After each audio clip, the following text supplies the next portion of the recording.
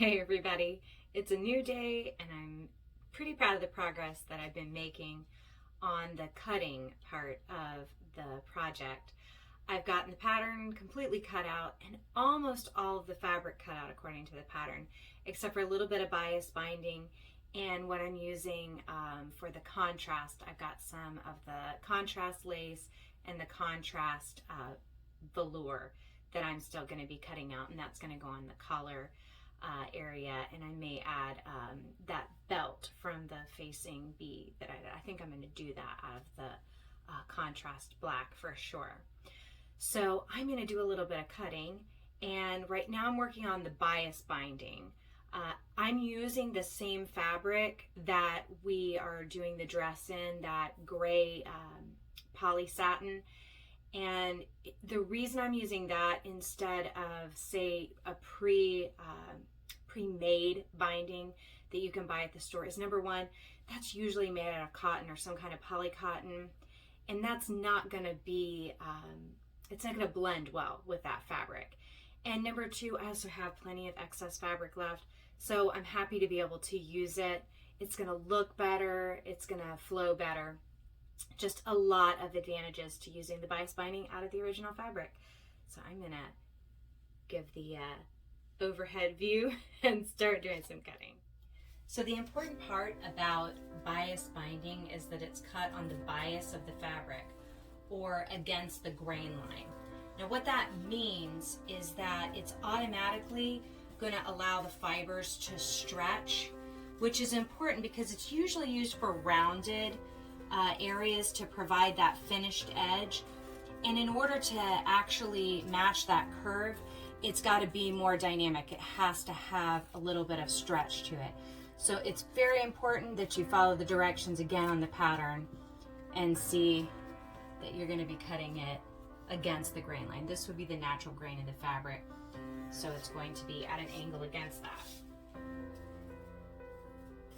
This one requires me to cut 4, but since my fabric's doubled, I only need to lay this down and cut it 2 times. I'm just gonna go ahead and make life easy on myself and try to cut more than 1 at a time. And I believe in doing things the easiest way you can and still achieve the best results possible. I think that anything you can do to give yourself a little more breathing room in life, that is really important to do. So we could all use a little more breathing room in our life, right? I'm sure that I'm not the only one that feels that way. I'm just going to take a minute to repin and we'll start again. Right, so we're just going to finish this last little strip of binding, and then we're going to move on to some of the pieces that need to be cut out of contrast. It'll feel a little different to work with those fabrics because they have much more stretch than the others. So I need to be careful as I'm cutting not to put any tension on the fabric so that it doesn't pull.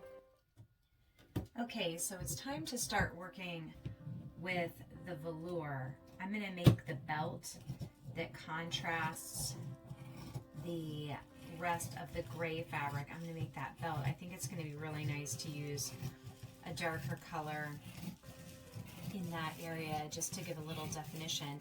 And this actually is a 2-piece costume. There is a blouse that's separate from the skirt, so it'll be nice just to have that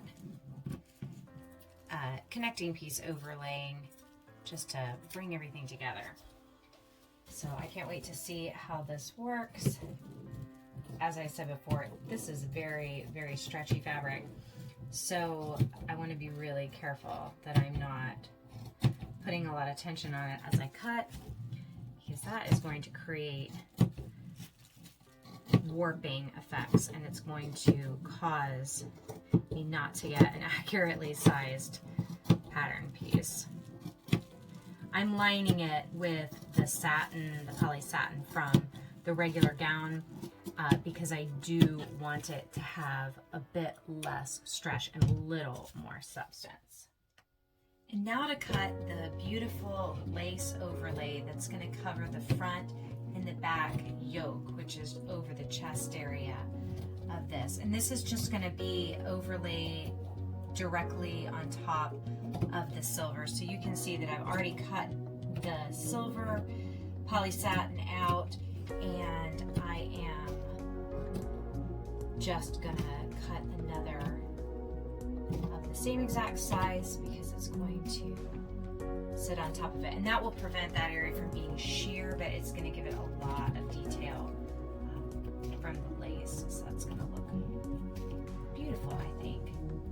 And then there'll also be the lace trim that hangs down around that same area to give a little bit of dimension for the neckline.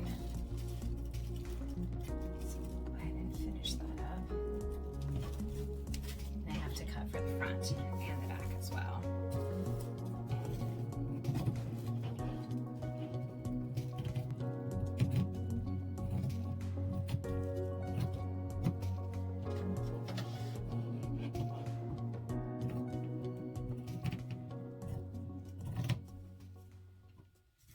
So before we begin the actual sewing process, allow me to introduce you to someone. This is Anakin. Anakin the mannequin. And it has been with me through many a sewing project. Now I have this mannequin adjusted using the little wheels here. I've it adjusted to my general measurements. However, these are not my proportions. I'm much curvier than this, and this particular model doesn't allow for that curve. If I were to fit a garment onto this, it wouldn't work. It wouldn't represent my actual body, and it'd have a lot of fit issues, especially in the bust area. So I have a simple solution. A bra that I don't use very often, especially a strapless one. We haven't been visiting very many fancy events and wearing a lot of strapless gowns, especially in post-COVID times. So we are gonna make use of it the best way we can.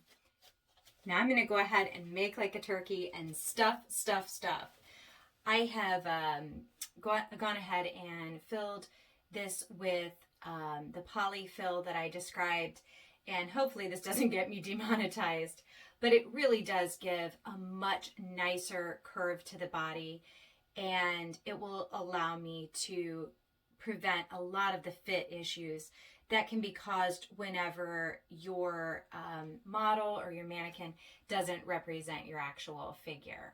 This works for any part of the body. For example, if you needed more padding around the hip area or the stomach area, I would simply take a tube top or a really stretchy mini skirt and then use the flat batting that you would use for a quilting project.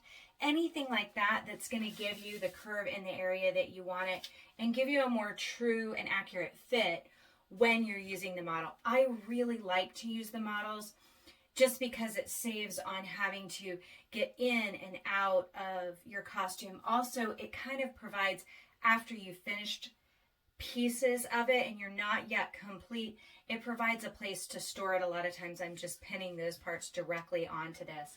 And this has such a nice surface that allows you to pin directly on it, and it doesn't harm it at all. So I'm going to start working, and hopefully we'll have something to dress Anakin very, very soon. So now it's time to actually start constructing the belt. I think I'm going to start with this because it'll be a confidence booster, and it'll actually be a project that I can finish within a short amount of time. And I don't know if you're anything like me, but having a success early on really helps me to be able to push through to get things done towards a larger project. I've got my ironing board here, and I've got my flamingos on the cover because I'm from Florida and flamingos are life. So we have fusible interfacing, which means that I can iron it on and it will stick. It's important to make sure that you use, there's a bumpy side and then a smooth side. You want to put the bumpy side next to the side of your fabric that we call the wrong side, or the side that's not meant to be shown. Some fabrics don't have a wrong side. But in this case, it does. There's one side that's very flat colored and one side that's very shiny. One side that's matte, I should say, rather than flat. But we're going to go ahead and iron those. I like to use a little secondary cloth just to protect my iron, because this can get a little sticky over the iron area. Now I'm going to ask a question to anybody who is watching, and you can comment if you would, but what is your absolute favorite, most essential sewing tool? If you're a creator, if you're a sewist, what is the thing that you can't live without? Because a lot of people would say their favorite is their sewing machine, or they have a particular, set of scissors that they're really, really all about. Like, their scissors have to be great. I will say that my very most important tool is my iron. It's not that it's a specific kind of iron or a really special kind of iron, but I simply cannot sew without my iron. I have actually been sewing with friends and have left my iron and have gone home to get it because it was that important. And for me, it just really makes the difference between things being leveled up and professional looking versus, really not. So I'm just going to iron this. I'm a little bit, I'm being a little tender with it at first because I don't want to burn this. It is synthetic, so I want to make sure that my heat's not too high, but it does need to be high enough to actually melt it. And I do a little press. I probably should do more pressing than actually, moving it, but I do a little of both. Yeah, see, that's not quite high enough heat. I am going to have to bump it up a little bit. So I'm going to keep working on this until I have fused this webbing or this interfacing to the lining of my belt. And I'll be right back. Now we're going to start actually gathering or pleating, I should say, the front part of the belt. And like I said, I'm using the black velour fabric for this. Now there are guidelines on here for how to pleat. And what I always do is I always stick a pin in every one of those guidelines. And what they're going to tell me to do is bring one pin to the other pin, or one line to the other line. Some people like to mark it with tailor's chalk. That's just not how I've done it, but that's a valid way to do it. I just use a pen. And then we're going to bring that pen to the next pen.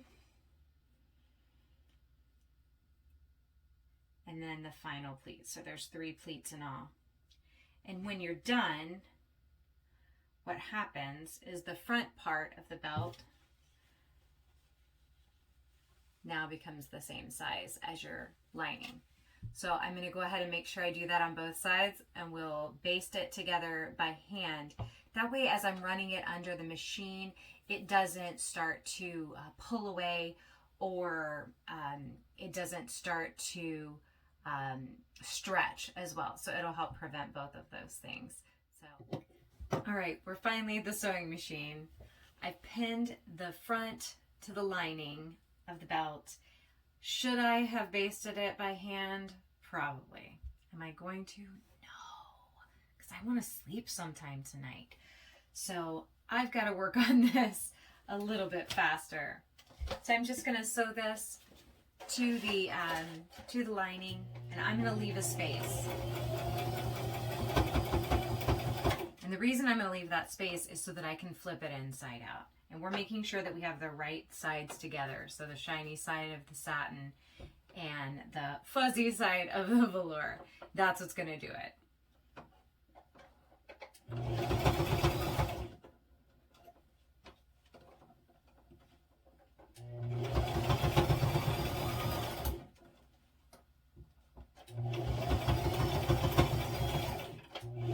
The question is, will I immediately regret my decision not to baste it? So as you can tell, it's a different day. Remember that part where I said that I was not going to, absolutely would not consider basting? I basted everything. Not only did I have to baste everything, because it kept slipping around like some crazy eel.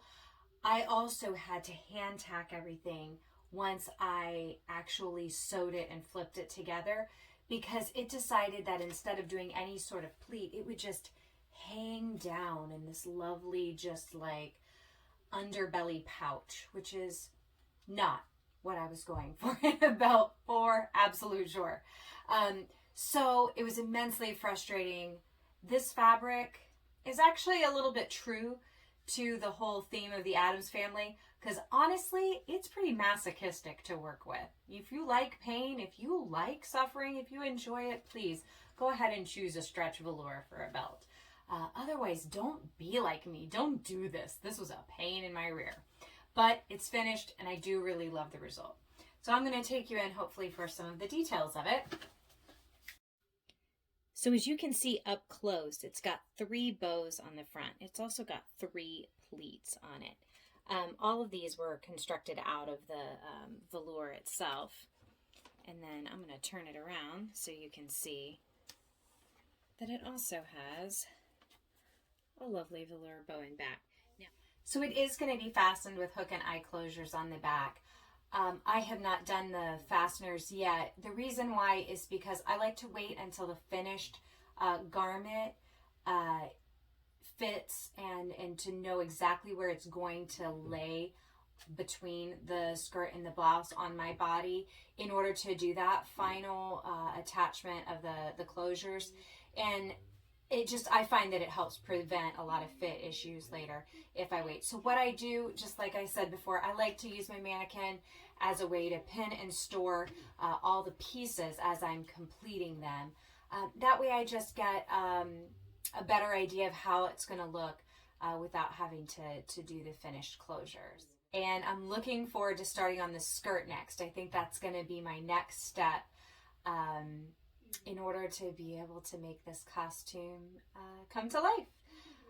As always, have an awesome and creative day. And if you enjoyed the video, please like and subscribe, and let me know if you have a particular fabric that isn't on your good side anymore, a particular fabric that you would never choose to work with again. Please let me know. I'd love to hear so that I too can avoid that fabric at all costs. Thanks. Bye-bye.